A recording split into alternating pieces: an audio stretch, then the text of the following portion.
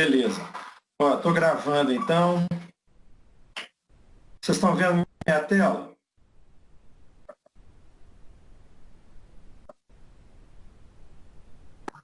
Sim, professor. Sim. Beleza. Bom, gente, então vamos lá. Desculpa o atraso aí, mas realmente hoje foi além da minha capacidade aqui. O negócio travou, tentei reiniciar programa, reiniciar modem, reiniciar computador, mas nada estava dando certo. Então, eu consegui agora, eu lembrei a possibilidade de entrar via web, estou entrando via web, sem ser no programa direto. Tem algumas restrições, mas vai ser o que nós vamos conseguir fazer hoje. Bom, antes de começar, porém, algumas orientações, né? Primeiro, você já deve estar sabendo, no primeiro momento, a prova oficial, eles estavam querendo dividir a prova oficial, né? O pessoal da direção, né? Dividir a prova oficial entre a parte teórica e outra prática, mas isso eles acabaram voltando atrás nessa questão, acho que houve uma série de críticas aí, e o pessoal acabou voltando atrás. Então, a nossa prova está mantida, né, para o dia 19, e vamos, então, na próxima semana, dia 12, nós vamos fazer, então, a nossa prova da parcial, tá? Da avaliação parcial, que vai ser via Socrative. A minha intenção é de que a gente já comece logo no início, tirar qualquer dúvida que vocês tenham tido durante a semana, 5, 10 minutinhos, e aí eu libero o link da prova do Socrative e vou deixar um prazo grande para vocês até meia-noite, para ninguém chorar que não deu tempo. Valeu? Mas, de qualquer forma, tentem se organizar para no dia 12, né, não ter surpresa aí, não ter uma outra dificuldade. Ok? Muito bem. Então, a ideia hoje eu postei os exercícios no início da semana e coloquei, né, para vocês no grupo, inclusive, também, falando para poder ver se vocês conseguiam fazer os exercícios, para que a gente pudesse aproveitar melhor esse momento, não só corrigindo, mas também revendo a matéria ao mesmo tempo. Tá? Então, a ideia hoje é justamente essa. Vamos lá. Então, eu fiz essa aula baseada nos exercícios. Então, nós vamos pegar algumas coisinhas, eu vou colocar alguns slides a mais, né? Mas eu peguei esses slides, são justamente as questões. Né? Então, a primeira questão. Então, tratando, então, de histamina e antihistamínicos. Então, ficou até errado aqui, agora que eu estou vendo. Então, diz o seguinte: o mastócito é uma importante célula atuante no tecido conjuntivo, sendo formada a partir da diferenciação de células multipotentes da medula óssea. Os mastócitos são células globosas, ricas em grânulos de heparina e histamina, e que participam de um processo de defesa do organismo. Tá? Esse processo de defesa é conhecido como processo alérgico ou anafilático e acontece em razão da liberação de histamina pelos mastócitos. Outro grupo celular que participa de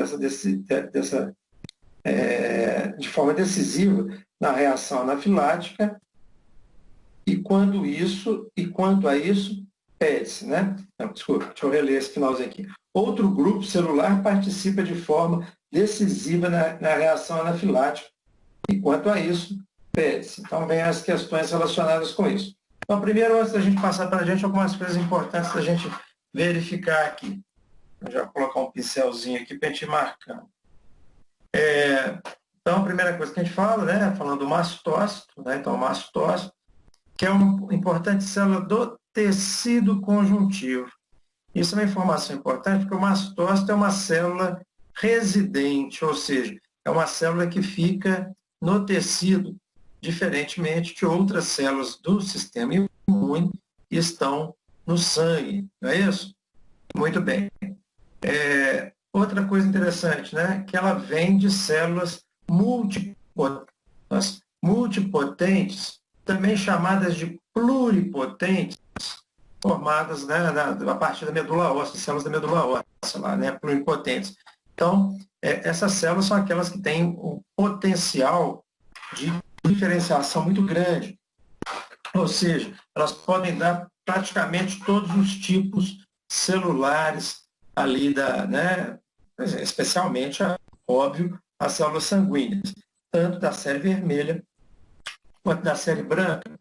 E também, né, pode produzir plaquetas e tudo mais, né? Então, isso daí, depois eu vou mostrar uma imagem quanto a isso. Então, os mastócitos são células globosas e ricas, né, outra coisa, ricas em grânulos de heparina e histamina. A heparina é um anticoagulante e a histamina, nós já falamos nela demais, eu não vou falar nela de novo agora, não. Tá? A histamina, no processo inflamatório, né, vamos dizer assim, o carro-chefe, né? E participa do processo de defesa do organismo. Bom, há, dentro do processo inflamatório, a participação efetiva da histamina, mas ocorre também a participação da histamina em outras coisas, né? Tem a histamina basal, que é produzida por células lá no estômago, que vai estimular a secreção gástrica, mas tem também, né, a histamina participando de regulação calibre de vaso e tudo mais, né? Então, existe um nível basal.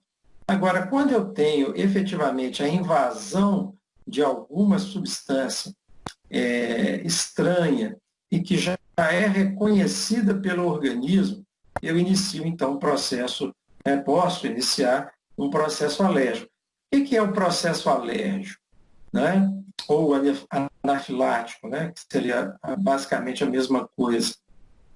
Né? Não vou falar do choque agora, não, mas a anafilaxia ou a alergia, ela é uma resposta exacerbada do sistema imune, né, frente à exposição a determinado antígeno. Ok? Bom, e aqui está pedindo o seguinte, eu tenho outro grupo celular que participa de forma decisiva na reação anafilática. E quanto a isso, pede-se. Bom, primeiro, tipos celulares, né, do sistema hematopoético. Então, uma das coisas, né, para a gente entender aqui, né, a primeira está colocando assim, né, qual é essa outra célula, essa letra A? Né? Então, eu tenho, né, aqui fica fácil a gente perceber pela própria característica. Né? Eu tenho dentro do sistema, fora o mastócito, obviamente, eu tenho outras células da série branca, que são os neutrófilos, os eosinófilos, os basófilos, os linfócitos e os monócitos. Beleza. O que cada um deles faz? Bom, diversas coisas, né? Os neutrófilos, vocês lembram que eles são hábeis na fagocitose, e por isso são geralmente as primeiras células do sistema imune que chegam ao sítio inflamatório e também ao sítio alérgico, muitas vezes, né? Os eosinófilos, eles atuam, né, em defesa contra vírus, mas também, né,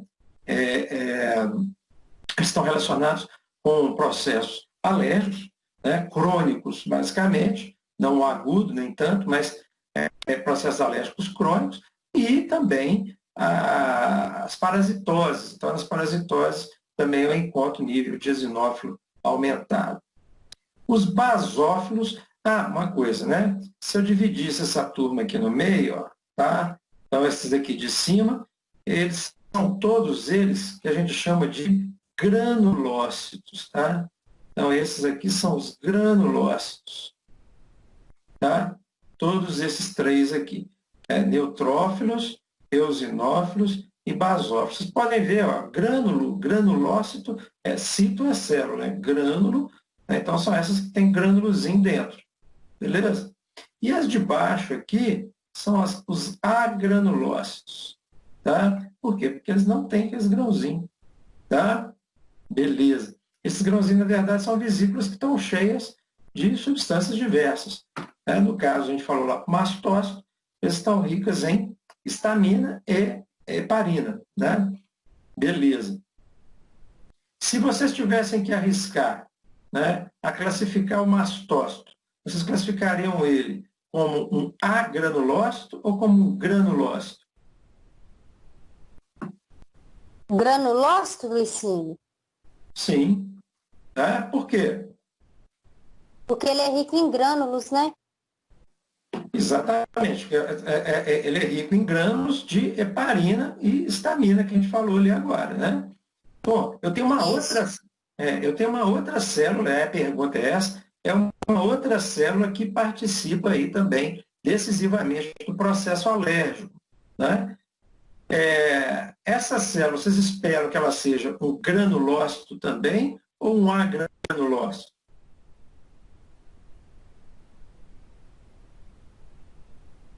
Granulócito também, né? Exato. Então, aqui, ó, né, mais alguém quer perguntar aí? Não, né? Quer falar? Bom, aqui ó, nós temos algumas características. Então, a gente falando aqui que o neutrófilo, apesar de ele ter os grânulozinhos dele lá, ele está mais envolvido com o processo de fagocitose. O eosinófilo, ele também é muito importante, está presente aí no organismo como um todo, né?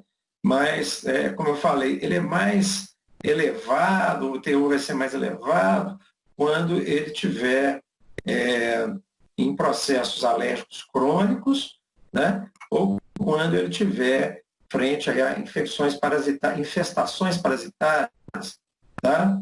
Ele também tem muitos grânulos, ele é importante produtor de citocinas. E eu tenho, no final aqui, os basófilos, né? Que evoluem, aqui o nome está dizendo já, né? Eles evoluem para mastócitos, tá? E eles produzem, então, né, são produtores de histamina. A quantidade de basófilo no sangue é pequenininha, tá? Mas é importante. Então, gente, óbvio, né? Se eu escolher aqui uma célula, né, para poder fazer parte, junto com o mastócito, eu vou escolher uma célula que seja um granulócito. E dentro dos granulócitos, vou escolher aquela que é, vamos dizer assim, a célula primordial do próprio mastócito. São, então, os eosinófilos, desculpa, os basófilos, que vão, então, dar origem a esses mastócitos e também serem ricos na produção de histamina.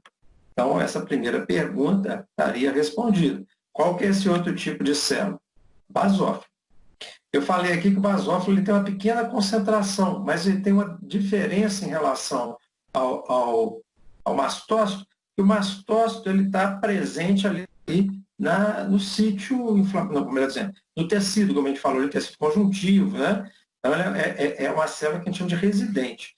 Já o basófilo, não, né? Se fosse fazer uma analogia, um é sedentário, ou seja, o mastócito seria sedentário, e o basófilo seria um nômade, né? Ele fica circulando. O basófilo, então, está no sangue. Então, quando o processo de degranulação acontece no basófilo, ao invés de ele liberar aquela histamina na região próxima ali só, ele vai liberar no sangue. E, obviamente, que essa histamina vai ser levada para diversas partes do organismo diferentes, produzindo efeitos sistêmicos e não só locais, como geralmente acontece ali com os mastócitos. Okay? Aqui uma outra imagem mostrando um pouco daquilo que a gente está denunciado. Então, eu tenho uma célula indiferenciada. Quando eu falo de indiferenciada, significa que é uma célula que ainda não se definiu. Tá? É uma célula que ainda não sabe o que ela vai ser da vida. Certo? Beleza. Então, e ela, como ela não sabe o que ela vai ser da vida, mas ela é muito habilidosa, né? Ela é pluripotente. Vocês já conheceram alguém assim, que é aquela pessoa que não definiu ainda o que vai fazer na vida, mas é uma pessoa cheia de talentos e tudo mais. E às vezes, por conta de ter tanto talento, ela não sabe o que ela vai fazer. Né? Então, eu conheço um afilhado da minha esposa, rapaz, assim, desde que nasceu, muito habilidoso, mas até hoje não definiu o que ele quer da vida. Mas, assim, né, uma habilidade para música, para línguas, ele é autodidata em inglês, japonês, né? Então, quer dizer, chinês, está aprendendo chinês agora por conta própria, o mandarim. Então, pessoa que é pluripotente, ou seja, ele tem várias potências diferentes, né? Ele tem várias habilidades. Então, é essa célula aqui, que eu chamo, então, de hematócito blasto. Blasto é essa, né, que vai dar origem. E ela basicamente se divide em dois grandes grupos, tá? Aquelas que a gente chama de mieloides e depois as células diferenciadas linfóides. Então, aqui continua indiferenciado, mas já deu uma diferenciadinha, entendeu? Então, ele separou, aqui ela já tomou um caminho. Eu não sabia se ia para a área de exatas ou biológicas, agora já sabe, entendeu? Só fazendo analogia. Bacana. Aqui, gente, pode acontecer uma coisa. Ele pode descer direto, tá? Aqui, tá vendo? E dar origem já direto dessa célula mieloide, dá direto à produção de mastócito, apesar de poder evoluir do basófilo, como a gente falou ali atrás. Ok? Beleza. Daqui, então, eu vou lá, né? Eu vou diferenciando essas células. Os megacarioblástos, aí vai ser o promegacariócito, o megacariócito, e daqui, né, essas coisinhas que vão desprendendo aqui, estão aparecendo, desprendendo desse megacariócito, vão ser as plaquetas, né, esses fragmentos celulares do megacariócito vai dar origem à plaqueta. Esse processo eu chamo de trombopoiese, ou seja, formação dos trombócitos ou plaquetas, tá? E eu posso depois, ou também, né, dividir e formar o proeritroblasto, ou seja, célula que vai dar origem ao eritroblasto, né, os eritroblastos vão dar origem depois, no final, ao eritrócito, ou hemácias, né? Então, aqui é a eritropoiese. Poiese é a formação, né? Essa formação. E do outro lado aqui, né, eu ainda tenho os mieloblastos, que nós vamos encontrar aqui basicamente todas as células da série branca, os basófilos, os neutrófilos e os eosinófilos, ou seja, aqui os granulócitos estão todos aqui. E ainda produz um outro grupo, que são os monócitos, tá? Esses monócitos depois vão dar origem aos macrófagos, né? E células dendríticas que vão estar, essas aqui já aparecendo lá no tecido, né? Estão lembrados lá no processo inflamatório, o monócito chega, passa, depois amadurece, vai formar lá o macrófago. Do outra banda, né, dos linfóides, vão dar origem basicamente aos linfócitos B e T, tá?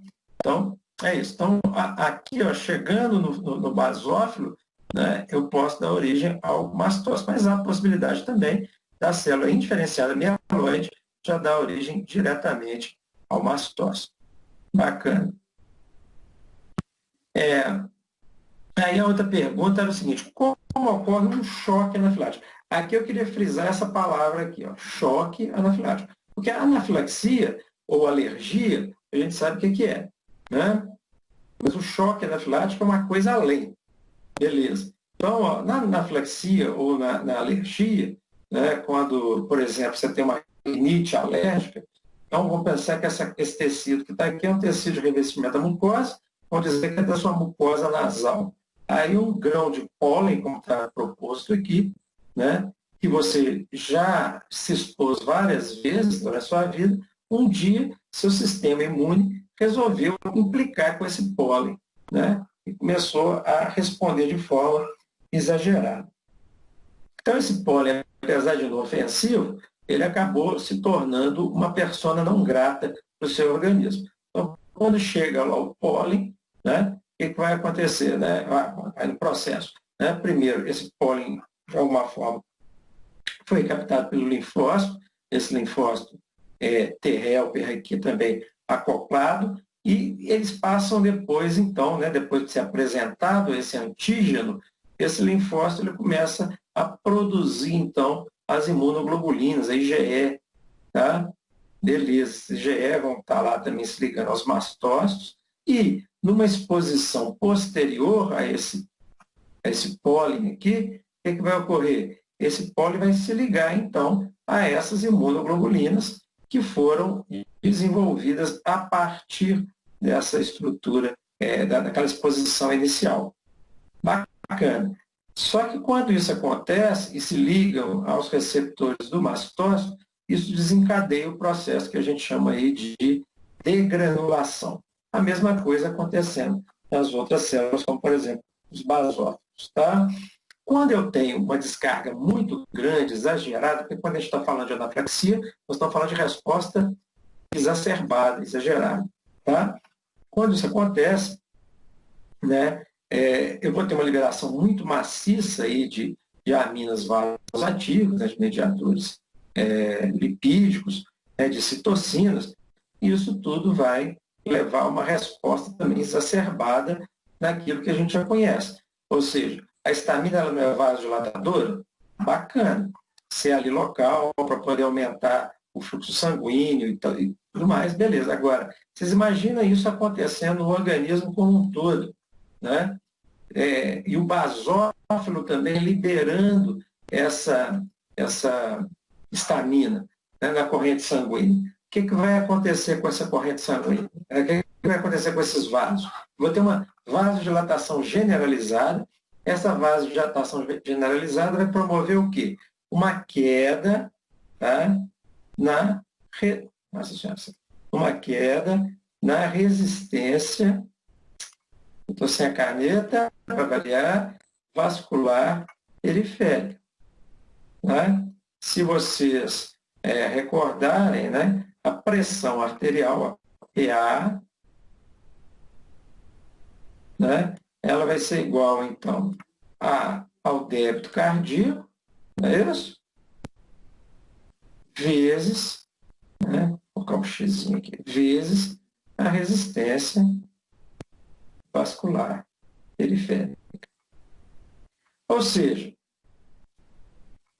a resistência é aquela força, igual aquela história, se eu pegar uma mangueira, né, de jardim e abrir a torneira toda, ela vai sair a água com uma pressão X. Agora, se eu trocar aquela mangueira, aquela mangueirinha de jardim, e puser aquelas mangueiras usadas para apagar incêndio, de bombeiro lá e tal, né, que é 10 vezes o tamanho de largura a mangueira do jardim, a pressão da água vai ser muito baixa, né?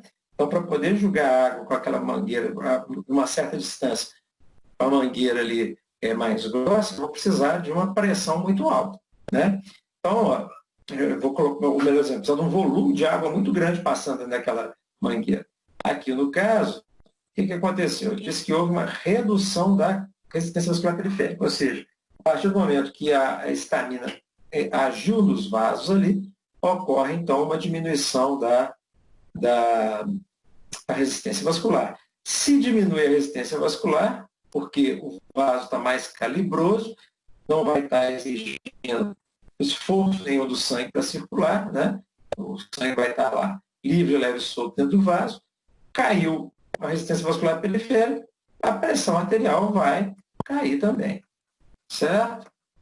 Beleza. Então, aqui a gente explica uma série de coisas, né? Vamos lá, né? Essas reações alérgicas, elas podem ser leves, né? Leves a graves, então, incluindo aí o rubor, como a gente já falou, né? Para reação inflamatória, muitas coisas parecidas. O prurido, tá? Essa coceira que é muito, muito comum. Quem tem um quadro de rinite, guarda isso bem. A urticária, que aí já pode ser uma irritação dérmica, uma dermatite. Espirros, geralmente espirros em salva, né, que eram um atrás do outro, né? A rinorreia, que é o nariz escorrendo, náuseas, cólicas abdominais, diarreia, sensação de asfixia ou dispneia, palpitação e tontura. Beleza. Agora, se eu tenho uma liberação maciça e a pressão arterial cai, aí já é um caso grave. Eu posso ter uma hipotensão, tá? O meu organismo, para tentar compensar essa perda de pressão, de resistência vascular, o que ele faz? Ele aumenta a frequência cardíaca. Por quê? Ó, vamos só relembrar, deixa eu voltar aqui, que eu não vou ficar gastando aqui. Ó. Lembra lá, ó, PA é igual a débito cardíaco vezes a resistência vascular periférica. Caiu aqui, para manter esse lado de cá, o que eu tenho que fazer? Eu tenho que aumentar meu débito cardíaco. Para aumentar meu débito cardíaco, lembrando, débito cardíaco, o que é? Débito cardíaco é o volume sistólico, ou seja, a quantidade de sangue que sai por batida do meu coração, tá? Vezes o número de vezes que esse coração bate por minuto, que eu chamo de frequência cardíaca. Tá? Como o volume do meu coração não vai variar muito, a única forma de eu compensar é aumentando a frequência cardíaca. Olha que bacana que é a fisiologia, né? Fisiologia é uma coisa maravilhosa. A farmacologia, então, Olha só, frequência cardíaca aumentando para compensar uma queda de resistência vascular periférica. Só que não dá conta, infelizmente. Tá? Pode aparecer urticária, angioedema nos vasos, né? Sibilos respiratórios. Por quê? Porque aqui também, se vocês lembrarem, a histamina vai promover o quê? Broncoconstrição, aumento da secreção brônquica. Então, vai ter, né, mais muco, vai ter menos área para poder trocar oxigênio, tá? Pode acontecer cianose, síncope cardíaca, né, que o coração começa a bater fora do ritmo, né? O choque, gente, é quando a pressão chega num nível tão baixo que não está sendo suficiente, né, para poder fazer o sangue circular. Isso eu falo que é do choque. O choque ele pode ter diversas causas. No caso aqui, a gente chama de choque anafilático, porque ele foi desencadeado por uma reação anafilática. Agora, pode ter choque hipovolêmico, por exemplo, que é quando a pessoa começa a perder sangue. Teve um acidente, perfurou um órgão interno lá, rompeu um órgão interno, está tendo a famosa hemorragia interna, né? E aquilo ali vai causando, então, uma perda maciça de sangue, até que o volume é insuficiente para poder ser bombeado, certo? Então, ó, geralmente aqui, né, pode produzir um colapso cardiovascular e pode ocorrer, pode ocorrer sem sintomas respiratórios ou outros sintomas. Então, pode parar mesmo esse choque, a pessoa morrer só dele. Aqui ó, é só um detalhamento do que está aqui, né? Ou seja, o antígeno chegando, encontrando então a IgE se acoplando aqui no receptor do mastócito, e o mastócito, então, fazendo a liberação daqueles grânulos, né, daquelas vesículas ricas, então, em histamina, em proteases, que são enzimas que quebram proteínas, como a bradcinina, né, e tal, formação de bradcinina, as procininas lá, e os fatores quimiotáticos, né, ou seja, aqueles que atraem a células do sistema imunitário para aquela região. Beleza? Muito bem. Alguma dúvida aqui? Querem fazer algum comentário, alguma pergunta? Opa. Beleza? Posso ir adiante? Vamos lá. Então, aqui a pergunta era, né, o que era o choque anafilático, nós explicamos. A C. Quais os fármacos empregados em um choque anafilático? Descreva suas funções. O que vocês acham que a gente usa num choque anafilático?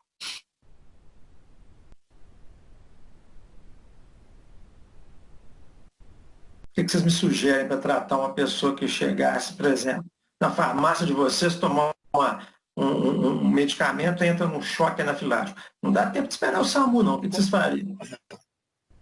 Corticóide ou histamínico, os dois? Como? Corticóide ou um histamínico, os dois? Usava os dois? Ô Jorginho, eu não entendi. A sua voz saiu, parece um barulho. Pode falar. Seria o corticóide, um histamínico? Um corticoide e um antistamínico. Boa sugestão. Tem mais? Os dois. Os dois podem ser usados, né? Mas o corticoide mais, tá? O corticoide mais. No agudo ali, no momento da crise mesmo, do choque em si, o corticoide é melhor escolhido. Depois eu vou explicar por quê. Tem mais? Só o corticoide? E o antistamínico? Oi? No hospital já poderia usar adrenalina, né? Perfeito. Ou não? Adrenalina. Né? Então, primeiro aqui, que normalmente é usado, é adrenalina. Por que adrenalina? O que vocês me dizem? Porque para ajudar, porque se tá tendo choque, tá diminuindo a PA. Ela vai aumentar a PA, né? A resistência. Exato. Então, a adrenalina age, então, receptor alfa, né? Nos vasos ali, e vai produzir, então, a vasoconstrição. Perceba bem, ela não é um antagonista da histamina, tá? Mas ela age de forma antagônica à histamina. Você consegue entender o que eu disse aqui? Ou seja, ela não é um antagonista. Ou seja, quer dizer, ela não é uma substância que vai competir com a histamina para os seus receptores, nem nada. Mas ela age como, né, de forma antagônica. Então, o que é isso? Quando a histamina faz a dilatação do vaso, a adrenalina faz a constrição. Quando a histamina faz a broncoconstrição, a adrenalina faz broncodilatação. Quando a histamina induz a liberação de muco, a adrenalina faz o contrário e deixa mais sequinho lá o pulmão. Né? Quando a histamina promove o edema da glote, a adrenalina vai reverter esse quadro. Então, a adrenalina, apesar de agir em receptores diferentes, por uma via totalmente diferente, ela tem um efeito que contrapõe o efeito da histamina, ou seja, ela é um antagonista funcional. Esse nome talvez vocês não tenham ainda ouvido falar, mas é o antagonismo funcional. É quando o antagonista ele não é da mesma, não é um antagonista verdadeiro, ele não é um antagonista do tipo farmacocinético, tá? Ou nem é um antagonismo químico, mas ele está agindo em vias diferentes. O melhor exemplo de antagonismo funcional que existe é o sistema nervoso autônomo simpático e parasimpático. Né? Então, lembrando aqui, no simpático, a adrenalina está lá nesse grupo, né? A noradrenalina e a adrenalina. E no simpático, no parasimpático, eu tenho a acetilcolina. Eles agem em receptores totalmente diferentes, entretanto, de maneiras antagônicas, de maneiras inversas. Né? Então, isso eu chamo de antagonismo funcional. Nesse caso, gente, a adrenalina é uma droga de curta duração, né? Ela é metabolizada muito rápido no sangue por duas enzimas chamadas, né, a monoaminoxidase e a catecol-ortometiltransferase. Então, essas duas, ou MAO e CONT, para os íntimos, né? Então, essas duas enzimas, elas vão quebrar a adrenalina muito rapidamente. Então, o tempo de duração da adrenalina é pequeno. Eu já vi lá no pronto-socorro do hospital, enfermeira quebrando vidrinho de adrenalina, ampolinhas de adrenalina para reverter choque anafilático de paciente lá. Ela quebrou 120 ampolas. No final, o dedo dela já estava todo arrebentado de tanto quebrar a ampola. Né? Então, é um fato. Né? A adrenalina ela é a primeira a ser usada. Outra coisa, apesar dela levar a pressão arterial e ela ser também um fármaco que aumenta a frequência cardíaca, né? Nesse caso, não vai haver aquele efeito da histamina elevando também a frequência cardíaca, porque senão seria um desastre. Né? Mas então, no caso, a adrenalina assume esse papel e reverte então aquele quadro de queda, né, de pressão arterial. Beleza, olha só. A outra foi o Georgino colocou aí, né, os corticoides. Então, normalmente, a dupla no choque anafilático é a adrenalina e a hidrocortisona. Né, dos corticoides, geralmente, é a hidrocortisona que é usada. Por que eu uso a hidrocortisona e não os antihistamínicos nessa hora? Quem me diria? Ou quem me propõe alguma coisa?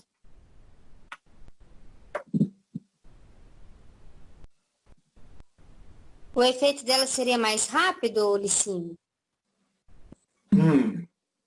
Vocês acham? Pensa bem. A histamina, eu falei isso durante a aula de histamínicos. Não sei se vocês prestaram atenção. Mais alguma proposta aí? Efeito mais rápido? Não? Então, vamos lá. Vamos entender aqui, então. Vamos lembrar o mecanismo de ação dos corticoides. Né? Isso é importante. O que os corticoides fazem? Bom, primeiro, os receptores dos corticoides são intracelulares. Vocês lembram disso? Então, teoricamente, era um mecanismo para poder ser mais lento, ainda mais rápido do que da histamina, que são receptores que estão na superfície da célula. Ponto. Então, não é para ele ser mais rápido. Segundo, né, os corticoides, eles agem lá no núcleo, então eles vão ligar, vão formar um complexo com o receptor, vão migrar lá para o núcleo e lá eles vão, vamos dizer assim, controlar a expressão gênica. Então, quer dizer, é um negócio meio, vou pensar, demorado. Demorado que a gente fala assim, é coisa de alguns minutos, né?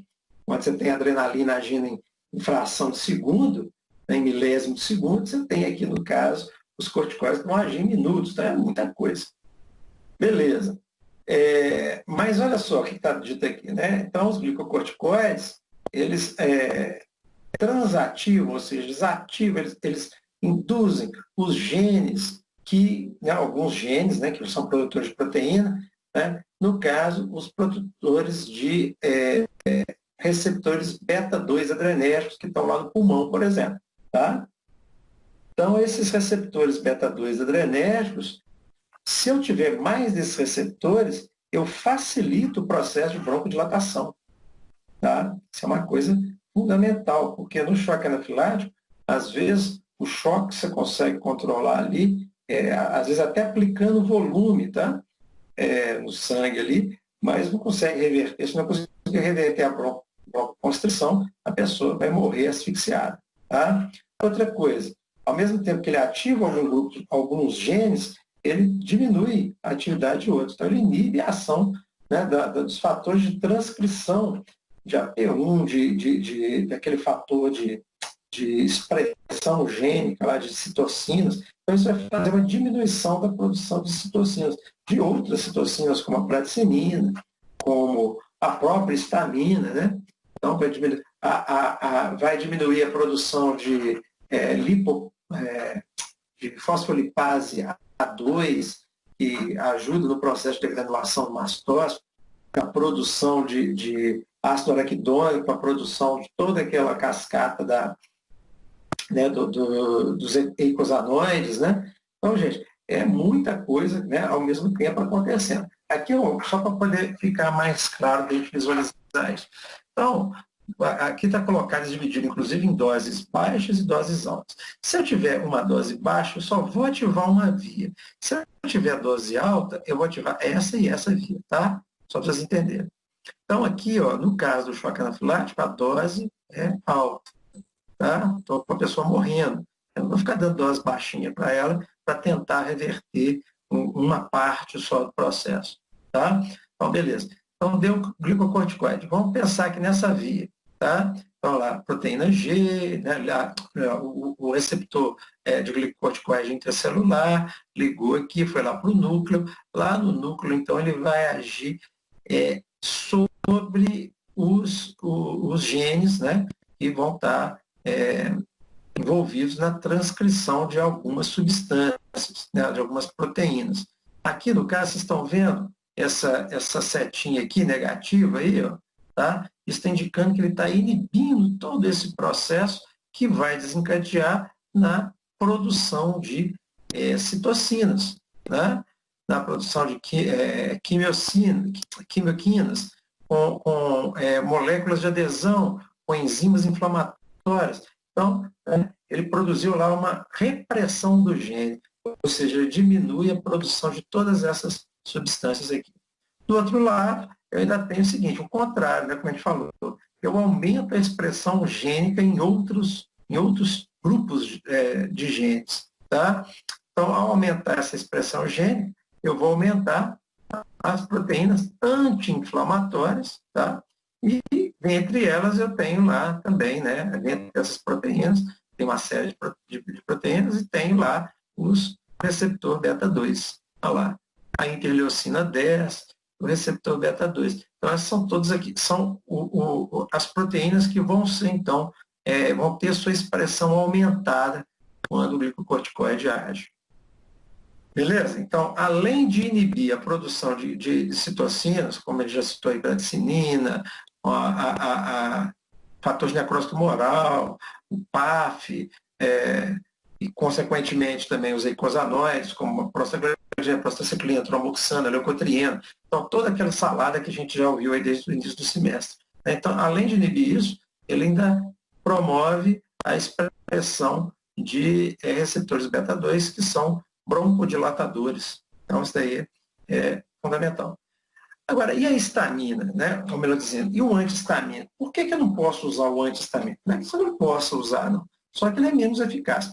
Vocês lembram que o receptor da histamina, nesse caso, eu estou falando de receptor H1, tá? Esses receptores H1, não sei se vocês estão recordando, mas eles eram metabolotrópicos e eles tinham duas possibilidades, eles podiam estar ativados ou inativados naturalmente. Na ausência da histamina, eles já poderiam encontrar as duas conformações, ativo ou inativo, né? Então, esses receptores, por serem metabotrópicos, até a gente discutiu isso, que o antihistamínico ele não deveria ser chamado de antagonista, porque, na verdade, ele só desloca o equilíbrio para o lado do receptor inativo, né? Enquanto a histamina promove o equilíbrio, né? Ou leva o equilíbrio para o lado do receptor ativado. Então, eu tenho, de um lado, o receptor inativo, o receptor ativo.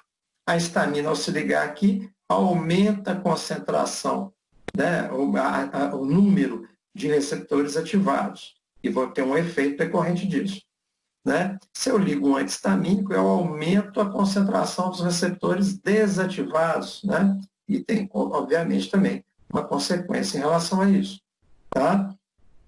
Então, no final das contas, o antihistamínico, se eu já tenho, vamos pensar a situação seguinte, se eu já tenho vários, e nesse caso vai ser uma quantidade imensa de receptores ativados, é muito mais difícil o antihistamínico se ligar a esse receptor para produzir o efeito contrário. Então, no caso, o antihistamínico ele funciona muito melhor, guardem isso, tá? Ele funciona muito melhor profilaticamente, nesse caso, do que curativamente, né? Ou seja, ele vai ser muito melhor um profilático que um remédio nesse caso, tá? Então, no choque anafilático, pelo menos, você tem um quadro bem característico desse tipo de ação, né? Então, o corticoide, ele impede a produção de histamina. E à medida que a histamina vai sendo metabolizada, o organismo vai voltando ao normal. Já o antihistamínico, ele tem que ficar lá competindo com o receptor. Só que a quantidade de histamina é tão grande, os receptores já estão ativados, então vai ser muito complicado o efeito dele na crise. Eu digo, inclusive, assim, se você tem rinite alérgica e vai para um lugar, você conhecidamente sabe que tem mofo, que tem poeira, que tem aquilo que você não pode, né, ter contato, toma um antihistamínico antes de ir. Vai ser muito mais eficaz do que se você tomar depois que você já estiver espirrando. Funciona, óbvio funciona. Mas a eficácia, nesse caso, eu estou pensando na vida ou morte do paciente que está com choque anafilático. Então, nesse caso, é preferível o corticoide do que o antihistamínico. Beleza? Entenderam isso? Entendeu, Jorginho? Sim. Entendi. Entendeu? Então, a hidrocortisona, ela vai impedir... A hidrocortisona, ela vai impedir a produção de histamina? De citocinas como um todo. Não só da histamina, né? Mas você tem outras citocinas que são também vasopressoras, que diminuem a pressão arterial, né? E com isso você vai ter uma queda abrupta, né? Ajudam. Além da histamina, obviamente. E outra, né? O corticoide, ele ajuda na estabilização. Isso é outra coisa interessante. Eu posso ter perguntado, porque eu já estava deixando passar isso. Ele ajuda na estabilização da membrana do mastócito. Porque o que é a degranulação? Vamos voltar aqui só um minutinho, só para poder a gente mostrar aqui. Ó. Né? Degranulação, aqui, ó, está degranulando. Tá? O que é a degranulação? É quando essa membrana se torna instável e esses grânulos migram para a beirada e liberam, então, o conteúdo.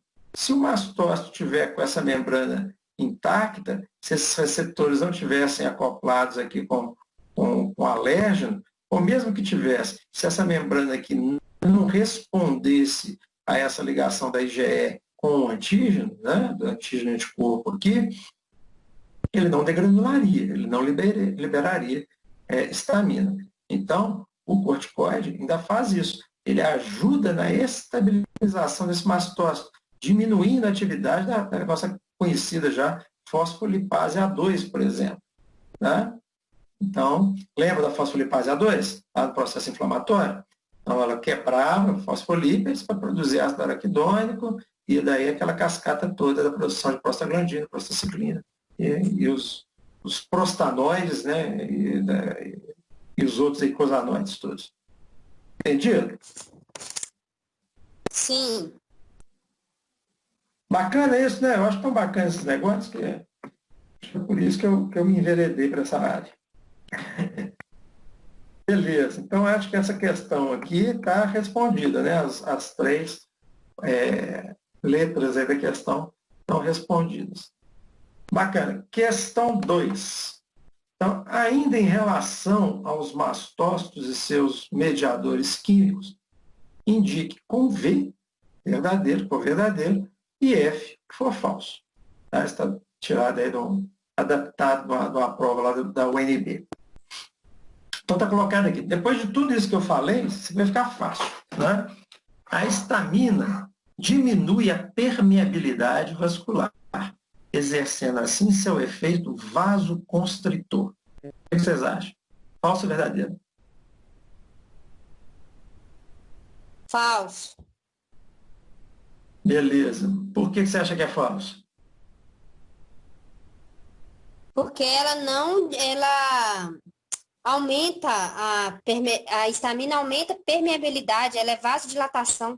Dilatador e não constritor, isso mesmo. Exatamente. E tem um outro detalhe aqui, né? Uma coisa, olha, aumento de permeabilidade vascular e a vasodilatação, vocês detectaram aí, são duas coisas que acontecem, mas não é uma que exerce o papel da outra, não. Vamos entender isso daqui, também isso é importante. Olha lá. Permeabilidade é quando o vaso passa a permear mais, ou seja, deixar passar mais coisa. Tá? Isso pode acontecer mesmo sem haver vasodilatação. Eu posso ter uma retração das células do endotélio, dos vasos, né? Aumentando o espaço intracelular, porque o endotélio é tecido epitelial, tecido epitelial é justaposto, né? Vocês lembram disso lá sei lá, como é que chama, disciplina que vocês tiveram, mas que fala de citologia, né? Embriologia, citologia. Então, são células justapostas, uma está grudadinha na outra. Então, se eu promovo uma contração delas e aumento um pouquinho o espaço que há entre elas, eu aumentei a permeabilidade. Não é isso? Agora, eu posso aumentar a permeabilidade sem necessariamente aumentar o calibre do vaso. Então, a permeabilidade está relacionada com o espaçamento entre as células endoteliais do vaso. Agora, a vasodilatação está compreendendo, então, a dilatação, o relaxamento da musculatura ali do endotélio dos vasos. Tá? Então, isso daí são duas coisas distintas. Beleza, então essa daí está falsa. Beleza. Vamos à segunda. Quando ativados, os mastócitos secretam mediadores como, por exemplo, a histamina. Não vou nem perguntar para você se está certo ou está errado, né? Essa daí está verdadeira. Beleza. Então, isso aqui não tem necessidade nem de comentar. Alguém quer perguntar alguma coisa? Não, beleza. Os mastócitos, derivados de progenitores da célula óssea, da medula óssea, são considerados granulócitos, com vários grânulos dispersos pelo citoplasma. E aí? Verdadeiro ou falso? Eu coloquei verdadeiro.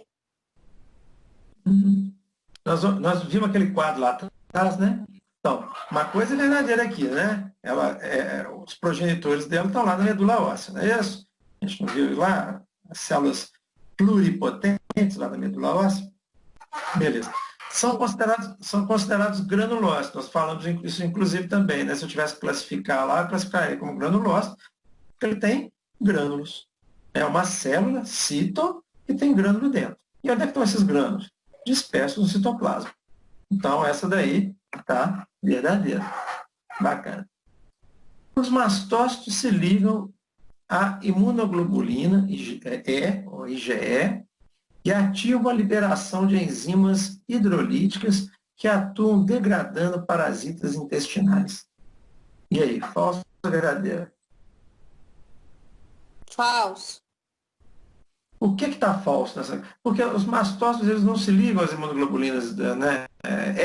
Não liga lá na IgE. O que está falso nessa? Elas não liberam também algumas substâncias? O que está errado aí nessa questão? Degradando parasitas intestinais? Que está errado? E enzimas hidrolíticas, porque ele não libera enzima hidrolítica. Né? Então, então, atuam degradando parasitas intestinais, né? Normalmente é tecidual. Você poderia até pensar assim, mas ele libera algumas enzimas proteolíticas, né, que vão produzir a quebra hidrolítica de outras proteínas. Tá, eu poderia até considerar, mas degradando parasitas intestinais realmente não. Então, essa aí está falsa. Por fim, assim como os linfócitos, os mastócitos secretam substâncias proteicas denominadas imunoglobulinas.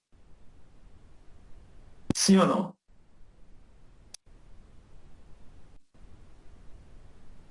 Essa eu fiquei na dúvida, Licinho.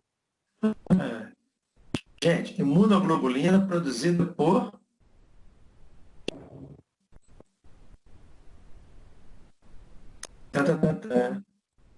Quem responde? Quem? Eu até mostrei um trabalho agora recente. Quem? Pode falar, pode falar. Quem quer falar que eu cortei? Bom, então, eu até mostrei um trabalho recente agora aí, que um grupo pegou pacientes que recuperaram lá da Covid, né? Então, pegaram células, sequenciaram todas as proteínas que estavam expressas ali no RNA daquela célula, né? E no RNA mensageiro, né? Na parte da decodificação, né? E sintetizaram uma série de imunoglobulinas para poder verificar, né? de anticorpos, para poder verificar o que era ativo contra o Covid, né? Contra o SARS-CoV, né? Que é o vírus. Então, que células que eles pegaram? Linfócito B. Tá? Então, quem produz efetivamente as imunoglobulinas são os linfócitos. Mastócito, de forma alguma. Mastócito libera muita citocina, mas imunoglobulina, não. Então, essa questão aqui também, essa afirmação também está falsa. Então, seria falso, verdadeiro, verdadeiro, falso, falso. Ok? Adelante. Vamos lá para a 3. Bom, a 3 é bacana. Gente, eu falo que eu não cobro matéria anterior, mas no final das contas a gente acaba cobrando por conta da própria sequência que uma coisa está ligada à outra, né? Então, aquela parte que a gente falou de comunicação celular na primeira etapa, que eu estou retomando ela, né? Então, as células tipicamente se comunicam utilizando sinais químicos. Esses sinais químicos, que são proteínas ou outras moléculas produzidas por uma célula emissora, são geralmente secretados na célula e liberados, secretados na célula e liberados no espaço extracelular. Lá, eles podem flutuar como mensagens em uma garrafa até a célula vizinha. Então, está o desenhozinho aqui, a célula emissora, a célula receptora. O que a receptora tem que ter? Um receptor. Né? Então, essa mensagem saiu dessa célula emissora, chegou no receptor, né, da outra célula receptora, e aí, como ela tinha esse receptor, houve então uma resposta. A outra célula que estava pertinho ali, ela não tinha o receptor, portanto, não vai ter resposta. Beleza? Então, elementos básicos para a comunicação celular, né? O emissor, a mensagem, que é o próprio ligante, e o receptor, né? Para poder fazer essa comunicação. Beleza. Aqui já vem um texto maior, né? No processo inflamatório, assim como no processo alérgico, essa comunicação é muito frequente. Logo após a injúria ou a exposição ao antígeno, para o qual o organismo possui anticorpos, o mastócito já sinaliza para o tecido adjacente que algo está errado. Logo, graças à histamina, aparece a vasodilatação e aumenta a permeabilidade dos vasos vizinhos. Já em um choque anafilático, essa reação de hipersensibilidade, uma das células que se comunica de modo exagerado é o basófilo, liberando também a histamina e levando a uma queda abrupta da pressão arterial, edema de glote, broncoconstrição, dentre outros efeitos. Assim sendo, classifique as formas de comunicação do mastócito e do basófilo nos exemplos acima. Bom, beleza. Então, ó, a gente falou que, né, vocês lembram, isso aqui está do início do semestre. Eu tenho 3 tipos básicos aqui de comunicação. Tá? Aquela que a gente chama de comunicação parácrina. Parácrina é aquela que está a comunicação entre 2 células vizinhas. Eu tenho aqui minha célula, meu emissor, eu tenho aqui a minha mensagem, e essa mensagem se conecta pertinho ali com a célula-alvo ou receptora. Tá? Isso é frequente, por exemplo, em neurônios. Né? Então, eu tenho a terminação nervosa do neurônio, os dendritos do outro neurônio, eu tenho aqui o neurotransmissor, ele é liberado no meio, se liga ao receptor pós-sináptico e ocorre, então, a propagação daquela mensagem, daquele impulso nervoso que está passando de uma célula para outra, como a gente chama de sinapse. Né? Beleza, então, pode acontecer. Eu tenho uma outra forma, que é a forma de comunicação autócrina. O que é isso? É quando a célula sinaliza para ela mesma. Tá? Mas que doideira, né? Precisa sinalizar para mim mesmo? Sim. Por exemplo, aquele exemplo anterior que eu dei aqui agora da comunicação entre 2 neurônios. Se eu tenho 2 neurônios adrenérgicos se comunicando, né? Eu estou liberando norepinefrina, noradrenalina, na fenda sináptica.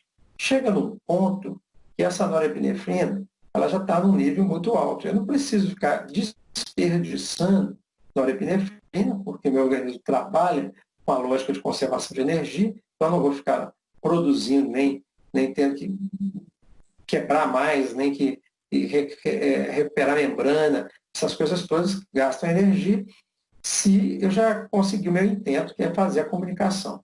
Então, ó, quando a concentração plasmática, melhor dizendo, a concentração na fenda sináptica aqui já for suficiente, eu vou estar estimulando não só receptores pós-sinápticos, como também alguns receptores, no caso que a gente citou aqui agora, o receptor alfa 2, nossa senhora, esse 2 aqui eu sofri. O alfa 2, né, ele é pré-sináptico. Quando a norepinefrina se liga nele, ele manda um comando para a célula, tipo assim, parou, chega, não dou conta, não precisa mais. Né? Então, é igual a gente fala de boia na caixa d'água. Chegou a determinado nível, né, trava lá para não entrar mais. Então, é isso. Então, a célula sinaliza para ela mesma, né, que já não precisa mais produzir. Então, isso eu chamo de comunicação autónoma. Você, aí eu te entrego. Oi. Pergunta? Vazou o microfone aí. E eu tenho ainda a terceira possibilidade, que é mais ou menos parecido com a parácrina, ou seja, está vendo a liberação aqui, vai comunicar com outra célula, entretanto, não é uma célula vizinha, é uma célula que pode estar muito distante. E aí, como é que eu faço? Né? Será que esse negócio vai ter que boiar? Não vai, né? Nesse caso, eu vou comunicar, né, através da corrente sanguínea. Então, a célula sinalizadora libera, né, o sinalizador, a mensagem na corrente sanguínea e vai chegar numa outra célula-alvo que às vezes está lá do outro lado do organismo. Né? Eu tenho uma célula sinalizando lá no pé e lá no sistema nervoso central eu vou ter uma resposta àquela sinalização.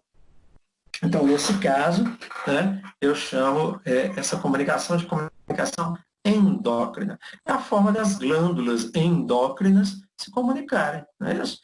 Ou seja, elas jogam os seus hormônios na corrente sanguínea e esses hormônios vão agir em diversos locais, né, às vezes distantes. Tem lá o testículo produzindo testosterona, a testosterona vai agir lá na voz do rapaz, para engrossar a voz, na formação da barba, dos pelos pubianos. Né?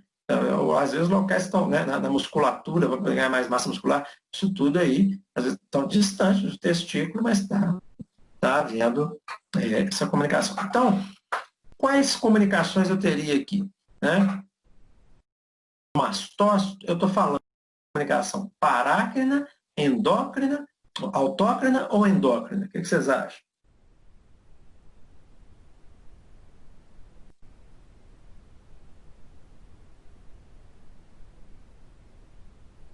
Eu pensei na endócrina, o Licínio, mas eu não sei se está certo. Mastócito? É a endócrina, porque não vai pela corrente sanguínea? A comunicação não tem que ser entre a corrente sanguínea? Vamos só voltar aqui no que a gente tinha falado. Do processo inflamatório, assim como o processo alérgico, a comunicação é muito frequente. Logo após a injúria ou exposição do antígeno, no qual o organismo possui anticorpos, o mastócito já sinaliza para o tecido adjacente. Lembrem, eu estou falando para vocês, já não é de hoje, e vocês vão prestar atenção nisso agora. Tá? Quando o professor pedir alguma coisa, ele não está querendo sacanear com vocês, não. Tá? É só para vocês ficarem atentos. Então, eu estou falando aqui. Assim sendo, classifique as formas de comunicação do mastócito e do basófilo nos exemplos acima. Como é que o mastócito se comunica aqui? Mastócito sinaliza para o tecido adjacente, tecido vizinho. Já o basófilo, né, ele vai liberar histamina, levando a uma queda da pressão arterial, edema na glote, broncoconstrição. Tá? Isso daqui já é efeito sistêmico, né? Esse daqui provavelmente vai... Onde que está o basófilo? Já no sangue? Onde que está o mastócito? No tecido? Nós estamos falando disso no início? Consequentemente, se eu estou falando de comunicação no tecido adjacente, eu estou falando de comunicação parácrina. Ok? Então, mastócito, parácrina. E o basófilo? Ele está lá já no sangue, ele libera onde? No sangue. Produz efeito lá no brônquio, mas também produz efeito lá na glote. Provoca também uma queda de pressão arterial por vasodilatação. Então, ele está tendo um efeito sistêmico e essa histamina está caminhando pelo sangue. Então, nesse caso, a comunicação é endócrina. Ou seja, nos exemplos dados aqui, né, o mastócito está agindo no tecido adjacente, enquanto o basófilo, né, libera a histamina, levando a uma queda da pressão arterial. O efeito é sistêmico. Beleza? Entendido? Difícil? Não, né? Bacana. Questão 4. Vamos lá. Tudo bem. Ô, Licínio, então, desculpa aqui, só esclarecendo. No caso, o mastócito, então, como é no tecido, aí vai ser parácrina, né? Parácrina. Nesse caso, parácrina. Lembrar só uma coisa, né? Muitas vezes, a histamina do mastócito, ela também ganha corrente sanguínea, como a gente viu, inclusive, ela tem essa função quimiotáxica, tá? ou seja, ela vai atrair células né, da série branca lá, os neutrófilos, por exemplo, para, né, que eles cheguem e passem, produzam lá aquela leucodiapedese e tal. Então, ali está havendo, de certa forma, uma comunicação endócrina também. Só que aqui, ó, o que eu estou falando, sempre leiam e vejam, e frisem, marquem. Agora, aqui é um pouquinho mais complicado, porque nós estamos fazendo via virtual, mas quando está no papel lá, leva a caneta de marcar texto para a prova. Tá? Vê o que o professor pediu. Quais são classificar as formas de comunicação do mastócito basófilo nos exemplos. Quais são os exemplos que ele deu mesmo? O mastócito está comunicando com o tecido adjacente. Já o basófilo, não, o basófilo está liberando histamina, que está levando uma série de efeitos, pressão arterial e edema. Né? Pressão arterial no vaso, edema de glote é na glote, pô. E broncoconstrição lá no pulmão. Então, isso aqui é sistêmico. Esse sistêmico só pode estar indo pelo sangue. Né? Vocês entenderam? Então, é entender a lógica aí da questão. Ok. Ficar frisado isso. Eu não estou falando que o mastócito se comunica só por via paráclina, não. Tá? Mas no exemplo da questão ali, a comunicação foi paráclina. Ok? Muito bem, vamos lá, continuando. Viajar de carro, avião ou de barco pode causar cinetose, também conhecido como enjoo de viagem. Geralmente o problema desaparece quando o movimento para. A cinetose acontece quando o corpo, o ouvido e os olhos enviam sinais conflitantes para o cérebro. Por exemplo, o ouvido pode sentir movimentações, porque vocês sabem que lá no labirinto, no ouvido interno, né, é que eu tenho essa sensibilidade postural. Eu fico sabendo em que posição meu corpo está. Se eu estou dentro de um carro e está virando para a direita, eu consigo sentir isso, mesmo estando de olho fechado. E o contrário, né, também vai acontecer para a esquerda. Se eu ficar de cabeça para baixo, eu sei que estou de cabeça para baixo. Depois, um dia, eu explico para vocês com mais calma essa fisiologia aí do equilíbrio. Muito bem. Então, mas pode acontecer, né? Às vezes eu estou com movimento, estou sentindo movimento, né? O ouvido pode sentir movimentação não habitual do corpo, que os olhos não podem ver. Né? Então, ficar de olho fechado, às vezes, quem tem enjoo, não é uma boa ideia. Né? Ou então, né, o pior, né? Aqui também pode acontecer, ler, você está lendo, o livro está fixo, e você está movimentando, girando para um lado, girando para o outro, fazendo curva para um lado, indo para o Espírito Santo, né? Vira aquela curva para cá, curva para lá, não sei o que mais. Óbvio que aquilo ali, né? Sua visão está fixa, mas seu corpo está movimentando. Então, isso daí pode levar. Então, é muito mais fácil enjoar. Quem já enjoa, né? Normalmente, quando lê, piora a situação. Ou então, né?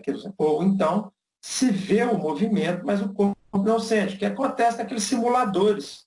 Né? A pessoa está vendo ali, né, a imagem de montanha-russa, por exemplo, está descendo, está virando para um lado, virando para o outro, mas seu corpo está parado. Então, isso é um sinal conflitante, pode levar a tontura, né, enjoo e vômito. Então, anti-histamínicos, como o dimenidrato, que é o Dramin, são usados para inibir a vertigem ou enjoo presente na cinetose, o que indica participação dos receptores da histamina nessa patologia.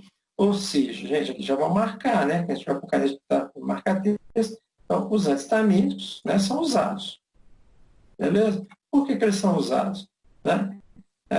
Porque eles resolvem esses problemas de vertigem e de enjoo. Bom, se eles resolvem esse problema de vertigem e enjoo, né, é sinal de que a vertigem e o enjoo estão relacionados com receptores de histamina. Lógica. Tá? Bacana. Então, está colocado aqui o seguinte. Receptores histamínicos. Elenque os tipos de receptores histaminérgicos, ou seja, da histamina. Dê sua localização e descreva a função de cada receptor. Nós trabalhamos basicamente com o 1 e o 2. né? H1 e H2, mas tem mais, né? Pelo menos 4 ou 5, como estão dizendo mais recentemente. Então, olha só. Eu tenho os receptores H1, esse R aqui é de receptor, né? Então, receptor de histamina 1, receptor de histamina 2, receptor de histamina 3, assim por diante. Então, tem 4 elencados aqui. Então, aqui tem já as localizações, mas basicamente, né, os que nos importam são esses dois aqui. Apesar de que o exemplo que nós demos está relacionado com isso de cá, H3. Tá? Eu tenho H1 na célula neuronal e músculo liso vascular, né? Tanto é que quando a histamina é liberada, eu tenho vasodilatação e, consequentemente, queda de pressão, vias aéreas, né? Endotélio dos vasos, hepatócitos, células epiteliais, os neutrófilos, então os neutrófilos sentem a histamina lá, por isso que eles se aproximam, em eosinófilos, em dendrócitos, em monócitos, em linfócitos hepáticos, beleza. O H2, mais ou menos a mesma coisa, né? Aqui não aparece, mas eu quero que vocês acrescentem aqui, que são as células paretais do estômago, né? Que, inclusive, são responsáveis pela secreção gástrica, certo? E os receptores H3, né? Que tem receptores, né? São hormônios estaminérgicos, né? Neurônios estaminérgicos, que estão sensíveis à histamina, os eosinófilos, dendrócitos, monócitos, tem baixa expressão dos tecidos periféricos, geralmente é mais a ação central, e inibe a liberação e a síntese da histamina. Bom, beleza. Então, esse receptor é aquele que funciona como um feedback negativo. Beleza, então esses aí, os H3, eles estão mais localizados nessas regiões, principalmente o sistema nervoso central, e estão envolvidos diretamente com essa questão da cinetose. Os H2, o principal, apesar de agir em diversos outros locais, mas o principal efeito dele é o controle aí, né, o mais sentido é o controle da liberação do suco gástrico. E o H1, diversas coisas, né?